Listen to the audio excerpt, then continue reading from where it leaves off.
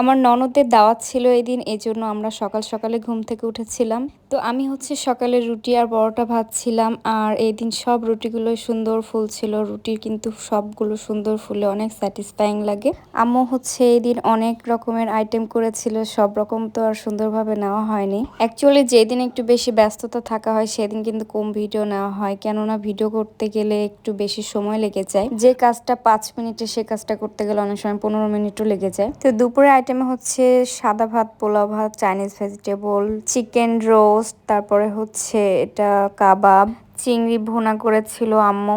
আমার শাশুড়ি আম্মু এক হাতে অনেক রকমের আইটেম রান্না করতে পারে। তারপরে ছিল হাঁসের মাংস, রূপচাঁদা ফ্রাই, তারপরে হচ্ছে গরুর মাংস, খাসির মাংস, সালাদ, এই আর কি, এই আইটেমগুলোই করেছিল আমার আম্মু।